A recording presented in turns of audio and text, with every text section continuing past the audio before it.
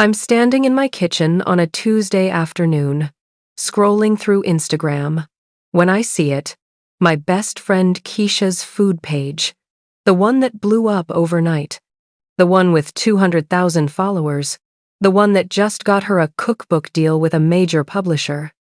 And right there, front and center, is my grandmother's sweet potato pie recipe. The same recipe I've been perfecting for 15 years. The same recipe that won me 3 church bake-offs in a row. The same recipe I shared with Keisha last Thanksgiving because she begged me, crying about how her mama never taught her to cook and she wanted to impress her new man's family.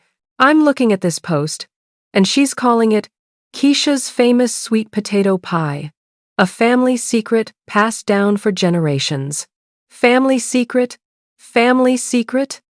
The only family involved is mine, and we didn't pass nothing down to her lying behind. My name is Maya Richardson. I'm 35 years old, and I've been running a small catering business out of my home in Atlanta for the past 7 years. Nothing fancy, just good old-fashioned soul food that makes people feel like they're sitting at their grandmother's table. My specialty? Pies. Pecan pie, apple pie, chess pie, and yes, that sweet potato pie that's apparently making Keisha famous while I'm still out here grinding for every single client. I take a screenshot, then another one. Then I start scrolling through her whole page, and my blood pressure is rising with every swipe. There's my cornbread dressing recipe she's calling Keisha's signature stuffing.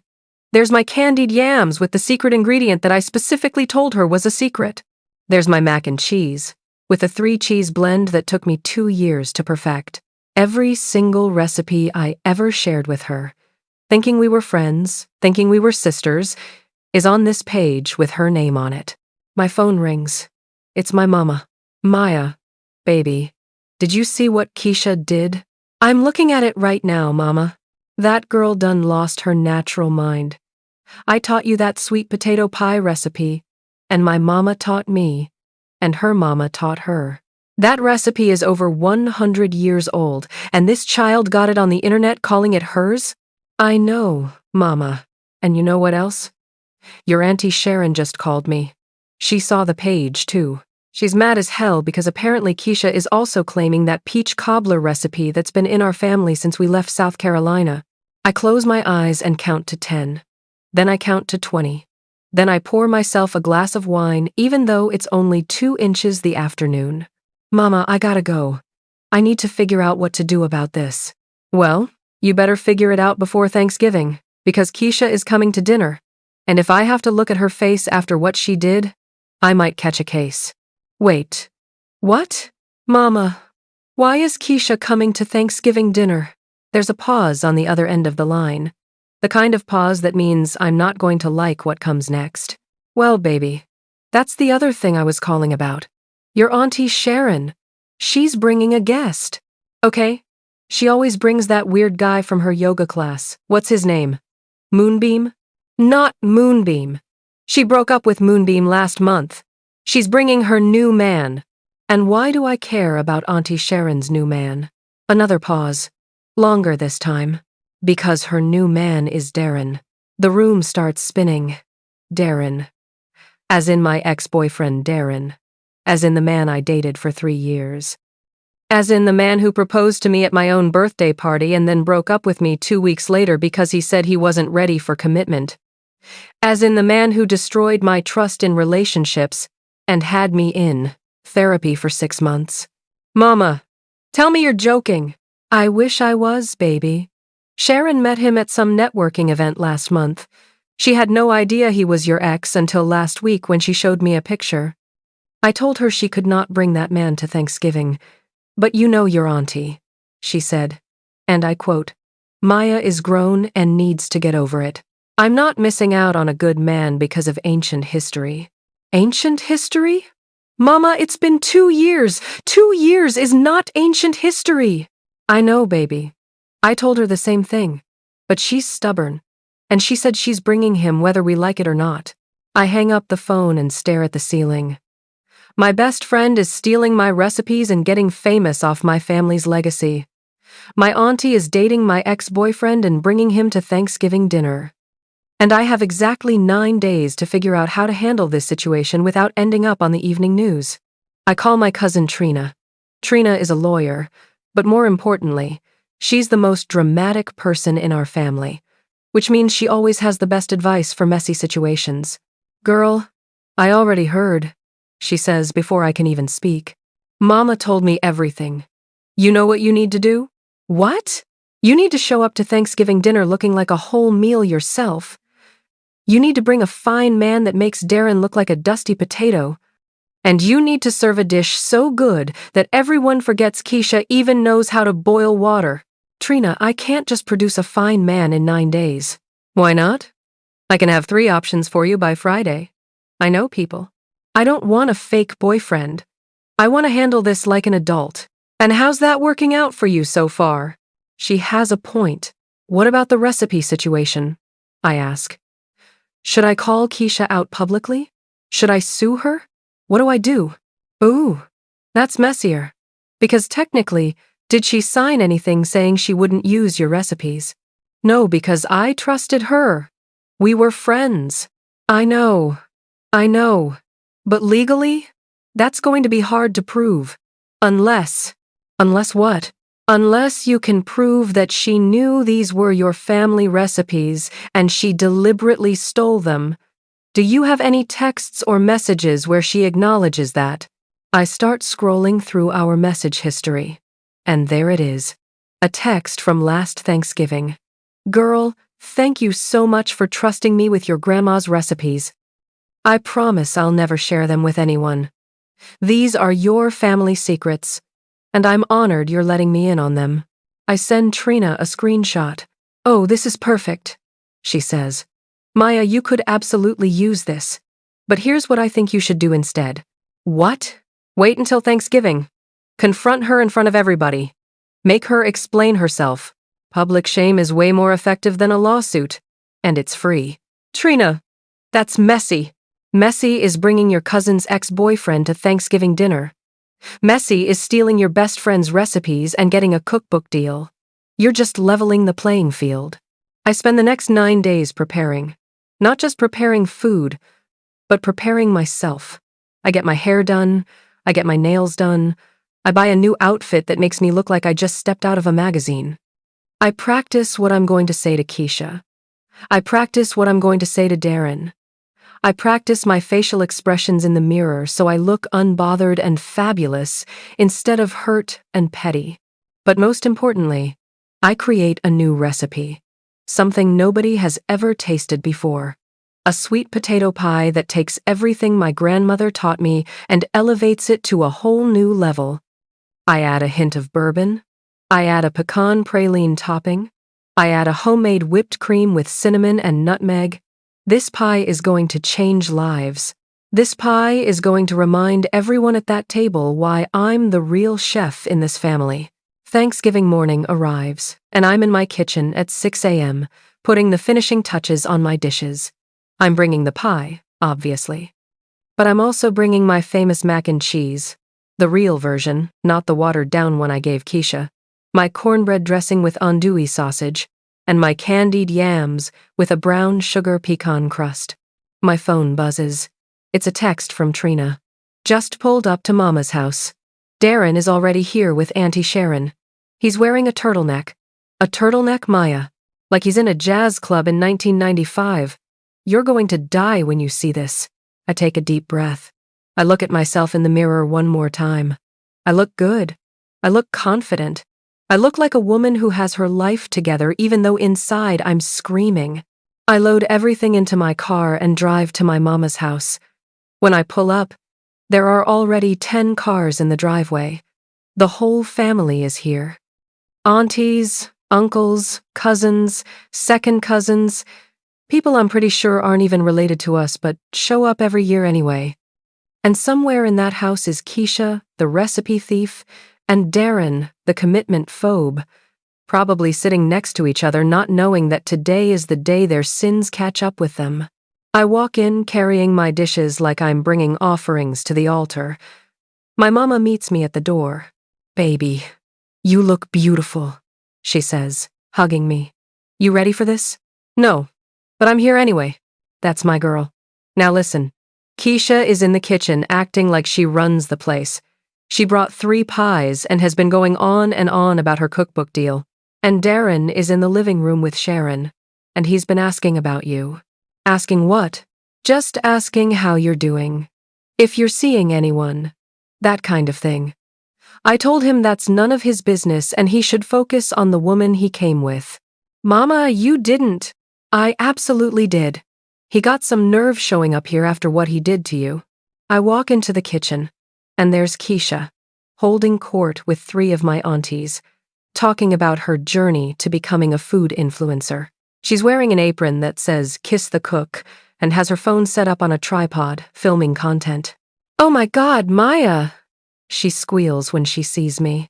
Girl, you look amazing. Come here. Let me get you in this video.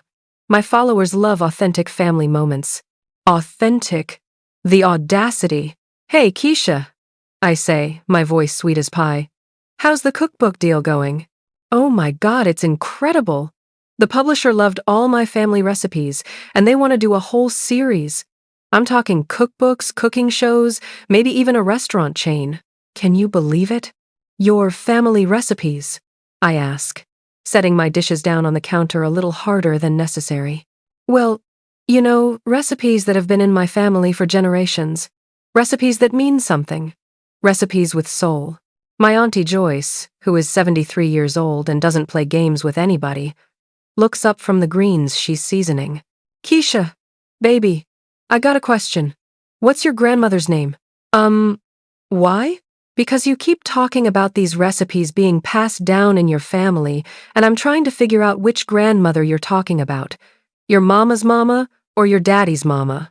Keisha's smile falters for just a second. Oh, well, it's complicated. Family recipes, you know how it is. No, I don't know how it is, Auntie Joyce says, wiping her hands on her apron. Why don't you explain it to me? I'm trying not to smile. Auntie Joyce already knows what's up. My mama told her everything. Before Keisha can answer, Auntie Sharon walks into the kitchen with Darren trailing behind her. And Trina was right. This man is wearing a cream-colored turtleneck with a blazer. He looks like he's about to host a poetry slam. Maya, Auntie Sharon says, way too cheerfully. You remember Darren, don't you? The entire kitchen goes silent. Even the greens stop bubbling. Hi, Maya, Darren says, and I can hear the nervousness in his voice. Wow, you look really good. Thanks, I say, not making eye contact. You look warm. That's a thick turtleneck. Trina, who has materialized out of nowhere like she always does when drama is brewing, snorts into her drink. So, Sharon, my mama says, her voice dripping with politeness that anyone in this family knows is actually hostility. How exactly did you and Darren meet? Oh, at a networking mixer. Isn't that romantic? We just connected immediately. He's such a gentleman, so mature, so ready for commitment. I actually laugh out loud at that last part. I can't help it. Something funny, Maya? Auntie Sharon asks, her eyes narrowing. Nope, nothing at all. I'm just glad Darren finally figured out what he wants. Only took him, 2 years and a breakup with someone else to get there? Maya, my mama warns, but I can see she's trying not to smile. Darren clears his throat. Maya, can we talk? Privately? Absolutely not, I say. Anything you need to say to me, you can say right here in front of everyone. We're all family, right? Keisha, sensing an opportunity to change the subject away from her recipe situation, jumps in. Actually, Maya, I wanted to talk to you too. I've been thinking about featuring you on my page. You know, as one of my inspirations. I could tag your catering business, give you some exposure. And this is the moment. This is the moment I've been preparing for all week. Keisha, I say, my voice calm and clear. Why would I want exposure from someone who built their entire platform on recipes they stole from me? The kitchen gasps. Like an actual collective gasp, like we're in a telenovela. Excuse me? Keisha says, her face going pale. You heard me. Every single recipe on your page, every recipe in your cookbook deal came from me, from my family. That sweet potato pie, my grandmother's recipe, the cornbread dressing, mine. The candied yams, mine. The mac and cheese, also mine. Should I keep going? Maya, I don't know what you're talking about. Those are my family recipes. Really? Because I have text messages from you saying, and I quote, "These are your family secrets, and I'm honored you're letting me in on them. Want me to read the whole conversation? Because I will. Right now, in front of everyone." Keisha's mouth opens and closes like a fish. Darren is looking at the floor. Auntie Sharon is looking at my mama like she's trying to figure out if she's about to get kicked out of Thanksgiving dinner. I was going to tell you, Keisha finally says. I was going to give you credit. When? After the cookbook comes out? After you've made all your money? After you've built your whole career on my family's legacy? It's not that serious, Maya. They're just recipes. Food isn't copyrighted. And this is where Auntie Joyce slams her spoon down on the counter. Just recipes? She says, her voice low and dangerous.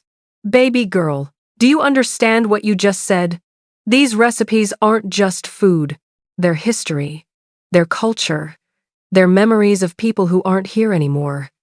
Maya's grandmother spent 60 years perfecting that sweet potato pie. She made it through segregation, through the civil rights movement, through poverty and pain and joy and love. And you're calling it just a recipe? Keisha looks like she might cry. Part of me feels bad, but a bigger part of me is standing firm. I trusted you, I say quietly. I thought we were friends. I thought when I shared my grandmother's recipes with you, I was sharing something sacred. And you took that trust and turned it into a business opportunity without even asking me. I'm sorry, Keisha whispers. I'm so sorry, Maya. You're right. I messed up. I got caught up in the followers and the likes and the opportunities, and I forgot. I forgot what mattered. What matters, I ask? You. Our friendship. The fact that you trusted me with something precious and I treated it like content. There's a long silence. Then my mama speaks up.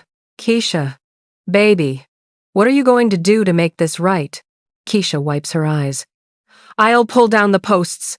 I'll tell the publisher the truth. I'll give Maya credit for everything. I'll do whatever it takes. And? I say. And I'll apologize. Really apologize. Not just because I got caught, but because I genuinely hurt you and betrayed your trust. I nod. It's not perfect, but it's a start. Then Darren, who has been silent this whole time, decides to speak up. Maya, if we're being honest and clearing the air, I need to apologize too. Darren, now is not the time, Auntie Sharon hisses. Yes, it is, he says. Maya, I was a coward. I proposed to you because I thought that's what I was supposed to do, but I wasn't ready. And instead of being honest about that, I broke your heart. And then I had the audacity to start dating your aunt without thinking about how that would affect you. You think? I say. I know. And I'm sorry. I should have been man enough to tell you the truth from the beginning. I should have been man enough to respect your family enough not to date your relative. I should have been better. Auntie Sharon is standing there looking like she wants the floor to swallow her whole. Sharon, I say, turning to her. I'm not mad that you're dating Darren. I mean, it's weird, and it's going to be awkward at family functions for the rest of forever. But I'm not mad. I'm mad that you knew what he did to me, and you brought him here anyway. I'm mad that you dismissed my feelings like they didn't matter. I'm mad that you chose a man you just met over your niece who has loved you her whole life. Auntie Sharon's eyes fill with tears. I'm sorry, Maya. You're right. I was being selfish. I was so caught up in having someone pay attention to me, in feeling wanted, that I didn't think about you. And that's the thing, I say, looking around at everyone in this kitchen. All of y'all were so caught up in what you wanted that you forgot about the people you were hurting. Keisha wanted fame. Darren wanted whatever he wants this week. Auntie Sharon wanted a man. But what about me? What about my feelings? What about my trust? My mama puts her arm around me. You're right, baby. And everybody in this kitchen owes you an apology. And then something unexpected happens. My Uncle Jerome, who has been standing in the doorway this whole time eating a piece of pie, not one of mine, speaks up. Y'all are all missing the point, he says. What point, Jerome? My mama asks. The point is that Maya could have sued Keisha. She could have blasted her on social media. She could have destroyed her reputation. But she didn't. She waited until we were all here, all together, because she wanted to do this face to face. Because despite everything, she still believes in family.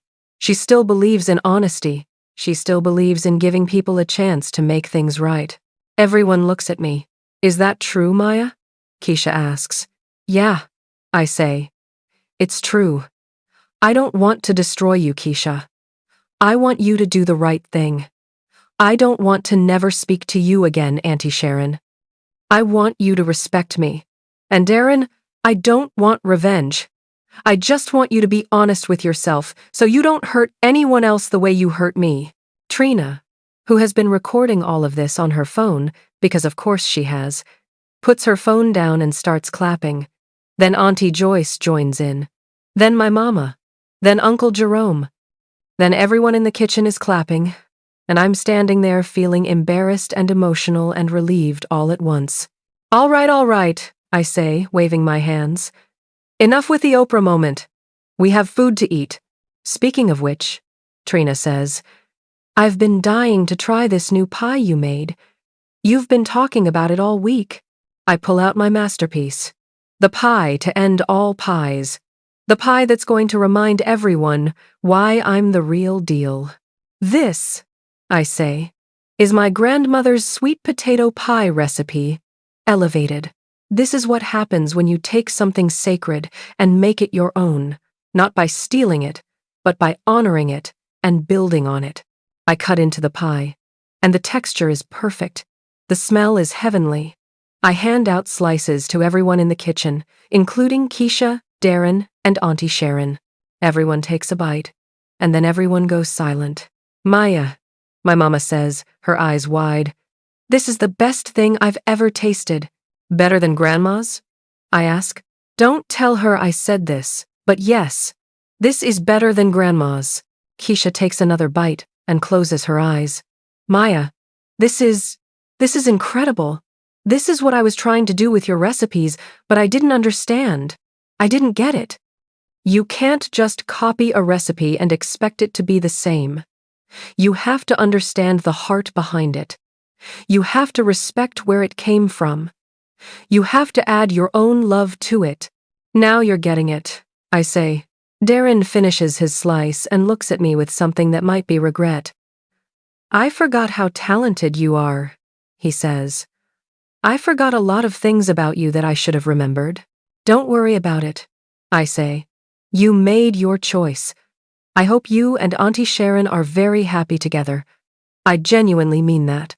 Auntie Sharon looks at me with tears in her eyes. You're a better woman than me, Maya.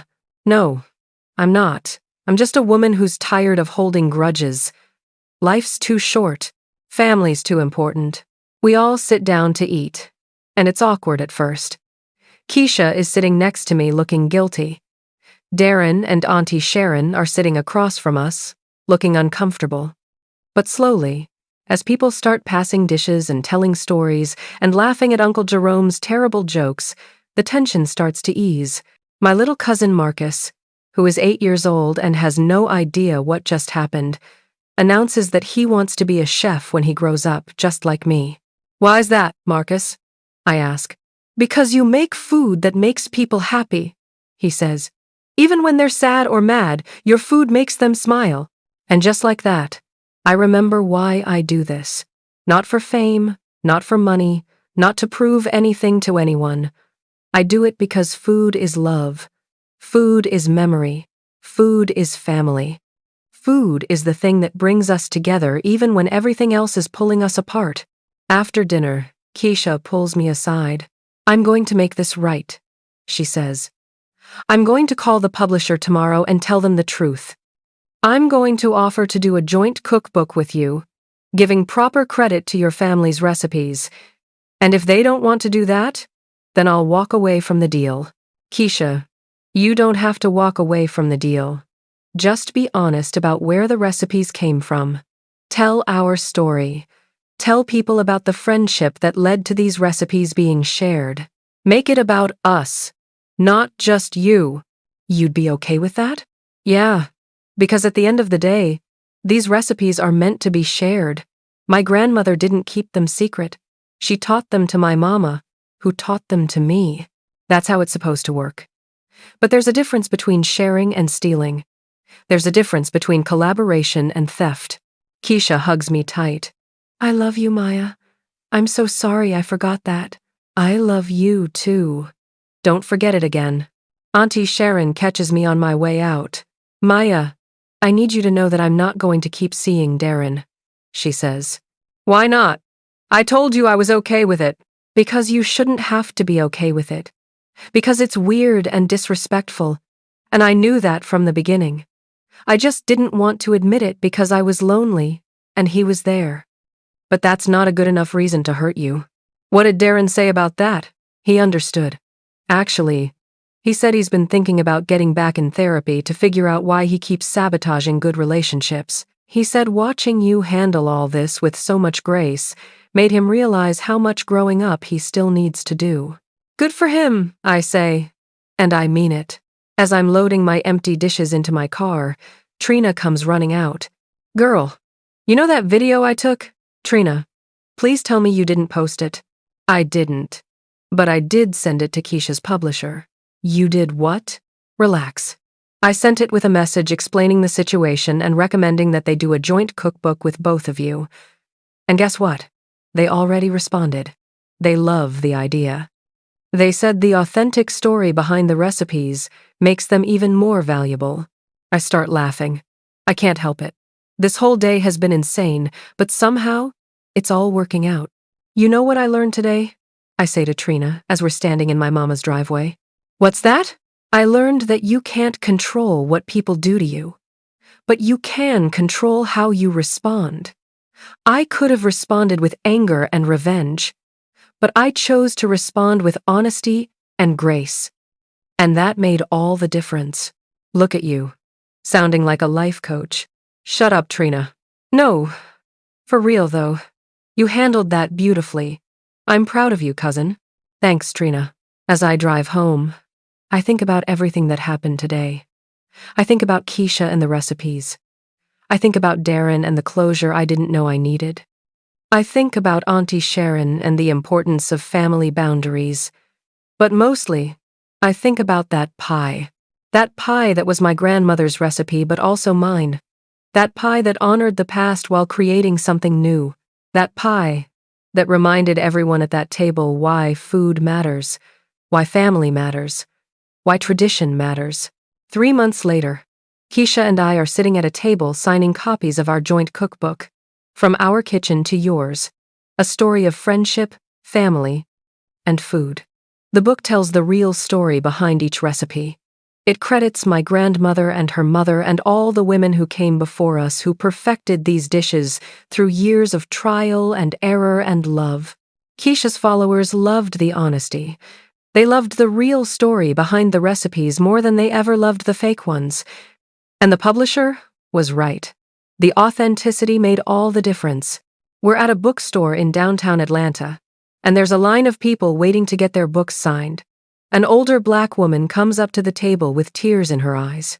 Thank you, she says. Thank you for telling the truth about where these recipes came from. My grandmother had recipes too, and when she passed, they got lost because nobody wrote them down. Seeing you honor your grandmother like this, it means everything. I look at Keisha, and we both smile. That's why we do this, I say. Not for fame or money. We do it to honor the women who came before us. We do it to preserve our history. We do it for family. The woman wipes her eyes and hugs us both. You girls are special. Don't ever forget that. As she walks away, Keisha turns to me. You know what's funny? What? If I had just been honest with you from the beginning, If I had asked you to collaborate instead of stealing, we could have been doing this the whole time. We could have been building something together instead of me trying to do it alone and messing everything up. You're right, but you learned the lesson. That's what matters. Can I ask you something? Sure. Why did you forgive me so easily? I mean, I stole from you. I betrayed you. Why weren't you angrier? I think about it for a moment. Because I know what it's like to want something so badly that you lose sight of what's important. I know what it's like to feel like everyone else is succeeding and you're being left behind. I know what it's like to make mistakes. And I know what it's like to need grace and forgiveness. You're a better friend than I deserve. Maybe. But you're working on being the friend I deserve. That's all I can ask for. That night, I go home and call my mama. How's the book signing going, baby? It's good, mama. Really good. People are loving the stories behind the recipes. Your grandmother would be so proud of you. You took her recipes and you're sharing them with the world in a way that honors her memory. I hope so. I know so. And Maya? Yeah, Mama? I'm proud of you too. Not just for the cookbook, but for how you handled everything. You could have been bitter and angry. You could have held grudges. But instead, you chose forgiveness and grace. That's not easy to do. You taught me that, Mama. You and Grandma. You taught me that family is more important than being right. You taught me that love is more powerful than anger. Well, I guess we did something right then. After I hang up with my mama, I go to my kitchen and pull out my grandmother's old recipe box, the one with the faded index cards and the handwritten notes in the margins. I flip through them, reading her words, seeing her handwriting, feeling connected to her even though she's been gone for 10 years. And then I do something I haven't done in a while. I make her biscuits, not for a client, not for a special occasion, just for me, just to remember, just to feel close to her. As I'm mixing the dough, I think about everything I've learned over these past few months. I learned that trust is precious and should never be taken for granted. I learned that forgiveness doesn't mean forgetting, but it does mean choosing peace over pain. I learned that you can honor tradition while still making it your own. I learned that the best recipes aren't just about ingredients and measurements, they're about love and memory and connection. And most importantly, I learned that family isn't just about blood. It's about the people who show up. It's about the people who apologize when they're wrong. It's about the people who celebrate your successes and support you through your failures. It's about the people who sit at your table and share your food and your stories and your life. The biscuits come out perfect, fluffy and golden and smelling like my grandmother's kitchen. I eat one while it's still warm, butter melting into the layers, and I swear I can hear her laughing. I did good, didn't I, Grandma? I say out loud to my empty kitchen. And somewhere, somehow, I know she's smiling and saying, "Baby, you did better than good. You did exactly what you were supposed to do. You took what I gave you and you made it yours. You honored the past and built the future. You forgave when it was hard and you stood up for yourself when it mattered. You remembered that food is love, and love is what makes us family." I finish my biscuit and smile. Yeah, Grandma, I finally get it. And that's the thing about recipes, about family, about life. It's all about taking what you're given, adding your own flavor, and sharing it with the people you love. It's about honoring where you came from, while creating where you're going. It's about recognizing that the secret ingredient in any recipe isn't a spice or a technique. It's love. Always love. 2 weeks later, Keisha and I are teaching a cooking class together at a community center. We're showing a group of young women how to make my grandmother's sweet potato pie, and we're telling them the whole story. Not just the recipe, but the history, the truth. This pie is over 100 years old, I tell them. It survived slavery and Jim Crow and segregation. It survived poverty and loss and pain. But it also celebrated joy and love and family. Every time my grandmother made this pie, she was telling a story. And now, every time you make it, you're continuing that story. One of the young women raises her hand. But what if we want to change it? What if we want to add our own ingredients? I look at Keisha and smile. Then you change it, I say. You make it your own. But you always remember where it came from. You always give credit. You always honor the hands that came before yours. That's the difference between stealing a recipe and making it your own. After class, Keisha and I are cleaning up the kitchen when she asks me something unexpected. Do you think you'll ever talk to Darren again? Why? Did he say something to you? No, I was just wondering. Do you think you two could ever be friends? I think about it. Maybe. Eventually. But right now, we both need space to grow. He needs to figure out who he is without being in a relationship. And I need to keep building my life without wondering what he's up to, or if he's changed. That's mature of you. I'm trying. Some days are easier than others. Can I tell you something? Keisha says, putting down the dish towel. Watching you handle everything with Darren made me realize something about Marcus. Marcus is Keisha's boyfriend, the one she was trying to impress when she first asked for my recipes. What about him? We broke up. What? When? Last week. After the book signing, actually. I realized that I was doing the same thing with him that I did with your recipes. I was pretending to be someone I wasn't to make him happy. I was changing myself to fit what he wanted instead of being honest about who I really am. Keisha. No. It's good. It's healthy. You taught me that. You taught me that being authentic is more important than being perfect. And if Marcus couldn't love the real me, the messy, still learning, sometimes selfish me, then he wasn't the right person. I hug her. I'm proud of you. Yeah, well, don't be too proud. I'm still a work in progress. Last week, I almost posted a recipe for pound cake, and then I remembered it was actually your Auntie Joyce's recipe, and I hadn't asked permission, so I called her first. And what did she say? She said, Baby, you can use my pound cake recipe, but you better give me credit and send me 10% of whatever you make off it. We both burst out laughing. That sounds like Auntie Joyce, right? So now she's getting a percentage of the cookbook sales. She's already talking about retiring early and moving to Florida. Good for her. She deserves it. As we're locking up the community center, I get a text from my mama. Family dinner Sunday. Everyone's coming. And yes, that means Keisha too. She's family now. Also bring that pie. The one that made everyone cry. Uncle Jerome is still talking about it. I show Keisha the text. Your mama called me family, she says, her eyes getting teary. Because you are. You messed up, but you made it right. That's what family does. Can I ask you one more thing? Sure. How did you become so wise? Like, for real. You're only 35, but you talk like you've lived 3 lifetimes.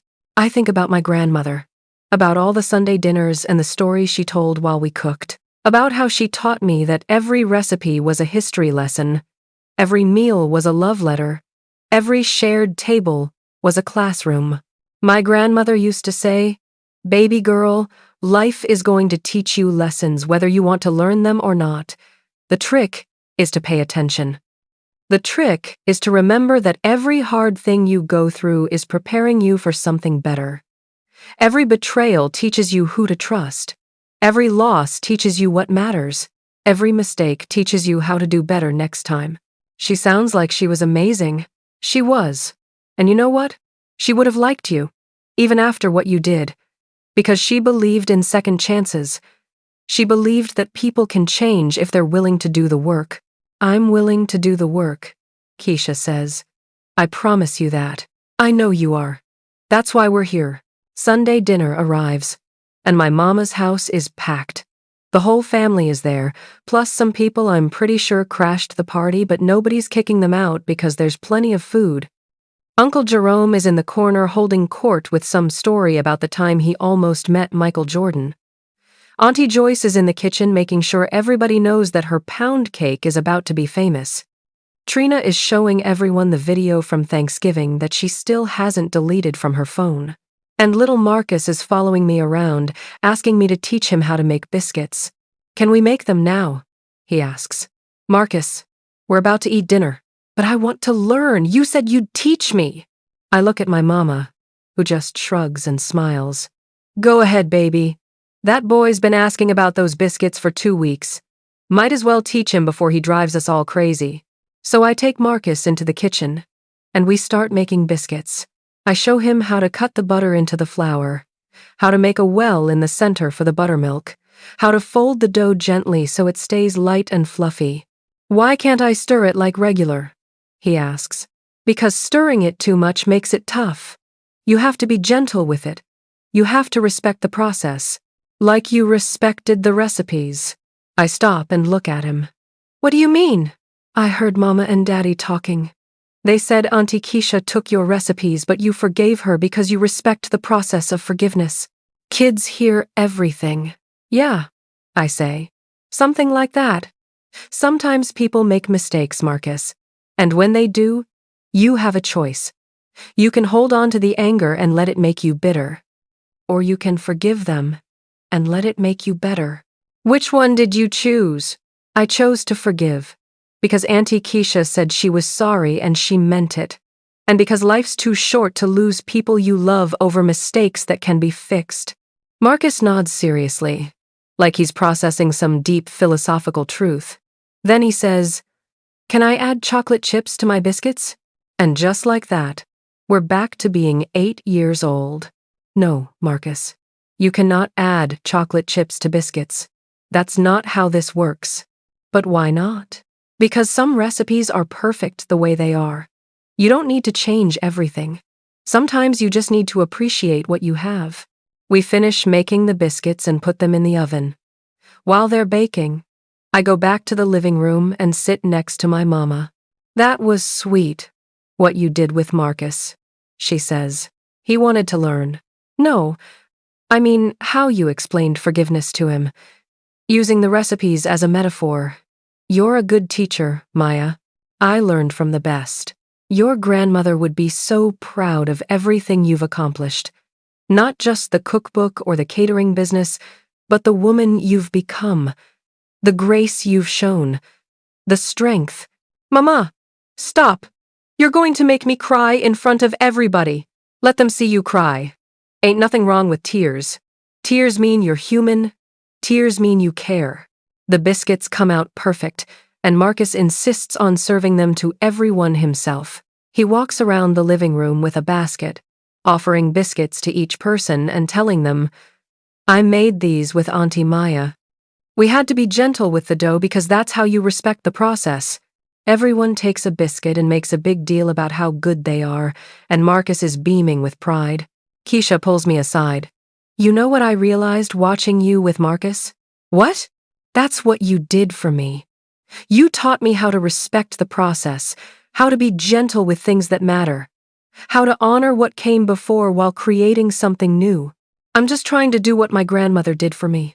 Well, you're doing a good job, and I hope one day I can pay it forward the way you did. Later that night, after everyone has eaten and told their stories and laughed until their sides hurt, we all gather around the table for dessert.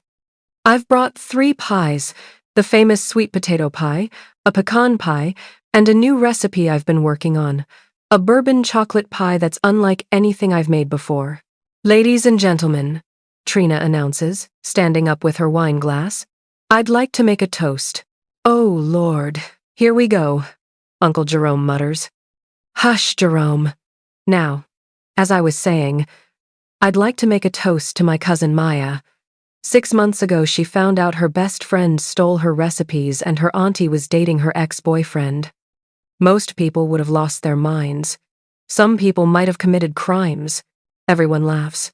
But Maya chose a different path. She chose honesty and grace. She chose forgiveness and growth. She chose to turn betrayal into a business opportunity and pain into profit. She's now a published author, a successful entrepreneur, and most importantly, a woman who knows her worth. So here's to Maya. May we all be more like her. To Maya! Everyone shouts, raising their glasses. I'm trying not to cry, but it's hard. These are my people, my family, the ones who show up, the ones who celebrate my victories and support me through my struggles, the ones who sit at my table and share my food and my life. I have something to say too, Auntie Sharon says, standing up. Maya, I owe you an apology, not just for bringing Darren to Thanksgiving, but for not considering your feelings in the first place. I was selfish and thoughtless, and I'm sorry. You deserved better from me. It's okay, Auntie Sharon. No, it's not okay. But I'm going to do better. I'm going to be the aunt you deserve. And I'm going to make sure I never choose a man over my family again.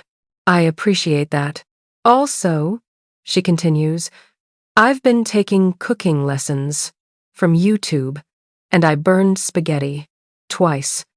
So I'm never going to be on your level, but I'm trying to learn how to at least feed myself without ordering takeout every night. Everyone laughs, and the tension that's been lingering since Thanksgiving finally dissipates completely. Auntie Joyce stands up next.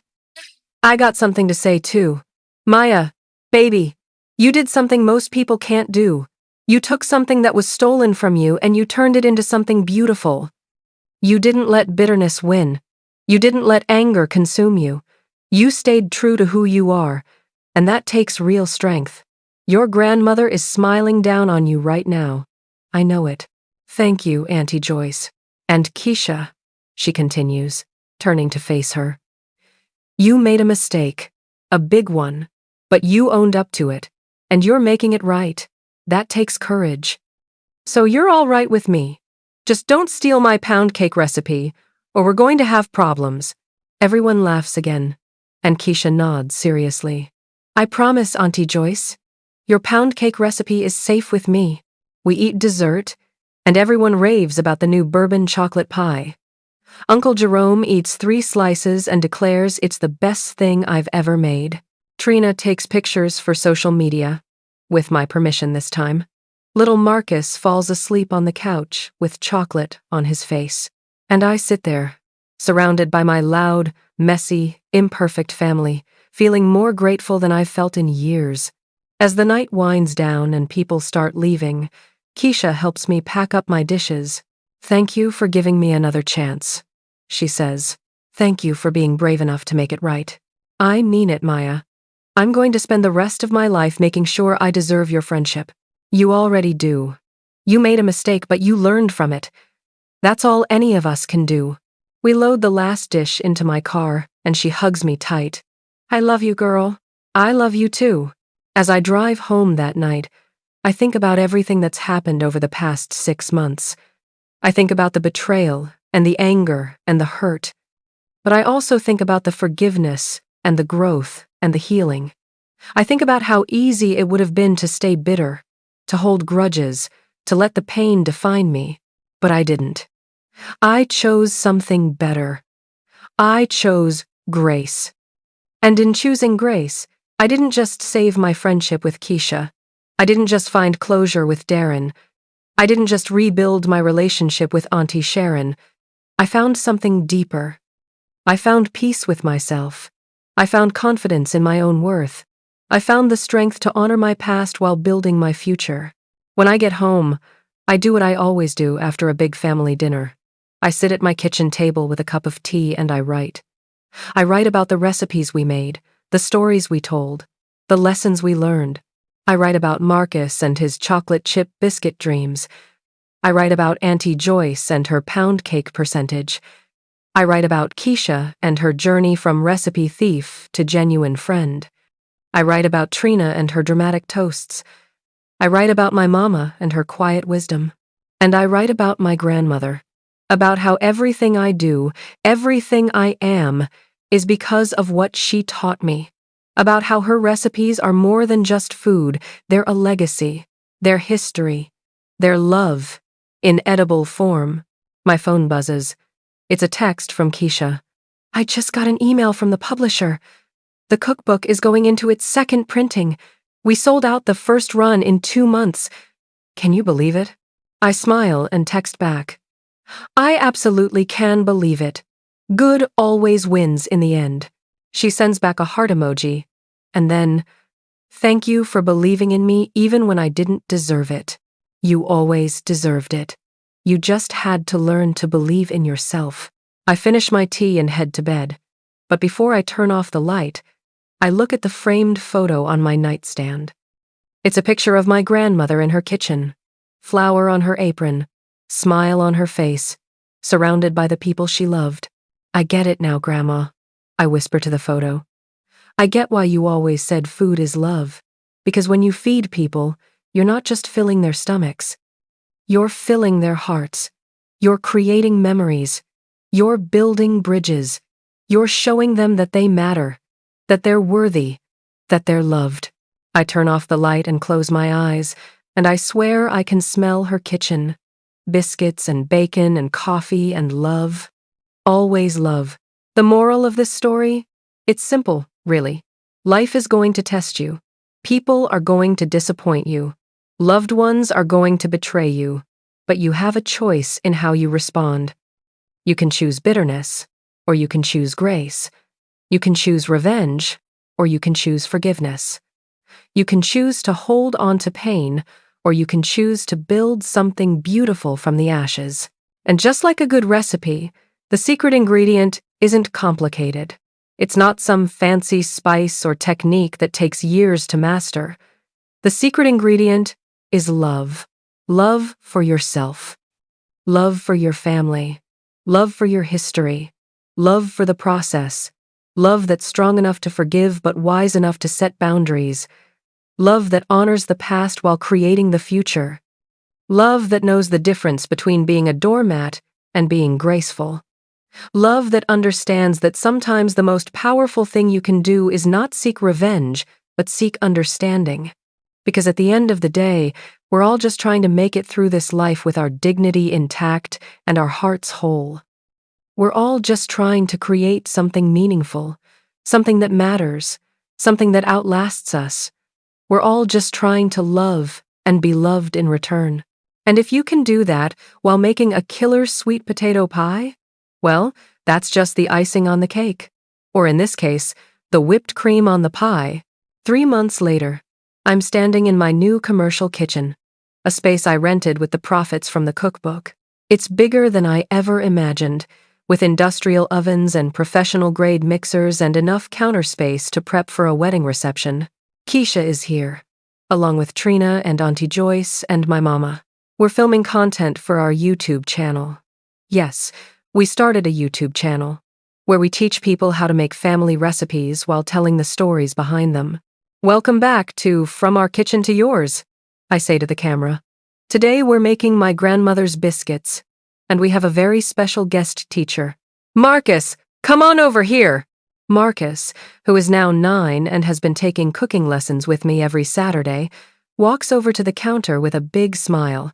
Today, Marcus is going to teach you the most important lesson in cooking, I say.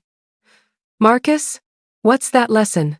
He looks at the camera with complete seriousness. You have to respect the process. You have to be gentle with what matters. And you have to remember that food is love. That's right, baby, Auntie Joyce says from behind the camera. Now show them how it's done. And as Marcus starts making biscuits, explaining each step with the confidence of someone who's learned from the best, I look around at my family. My loud, messy, imperfect, beautiful family, and I realize something. This is the recipe that matters most. Not the one for sweet potato pie or biscuits or pound cake. The recipe for family, for forgiveness, for grace, for love that's strong enough to survive betrayal and wise enough to set boundaries, for relationships that honor the past while building the future, for bonds that can be tested but never broken. And just like my grandmother's recipes, this one is meant to be shared, meant to be passed down, meant to feed not just our bodies, but our souls. Cut! Trina yells. That was perfect. Marcus, you're a natural. Maya, You better watch out. This boy's going to have his own cooking show before you know it. Marcus grins and takes a bow. I learned from the best. You sure did, I say, pulling him into a hug. You sure did. And as we all gather around the counter to taste the biscuits Marcus made, perfect, fluffy, golden brown, I realize that this is what it's all about. This moment right here. This table. These people. This love. My grandmother's recipes will outlive all of us. They'll be passed down to Marcus, and he'll pass them down to his children, and they'll pass them down to theirs. And with each generation, they'll add their own flavor, their own twist, their own love. That's the beauty of a good recipe. It's never finished. It's always evolving, always growing, always teaching us something new about who we are and where we come from and what really matters. And what really matters is this: show up, be honest, forgive when you can, set boundaries when you must, honor your past, build your future, and always, always remember that the secret ingredient is love. Now pass the biscuits. And don't forget the butter. Like this video if it touched something in you. Subscribe if you want to hear more stories about what it means to be human, to be family, and to choose love even when it's complicated. I'll see you next time.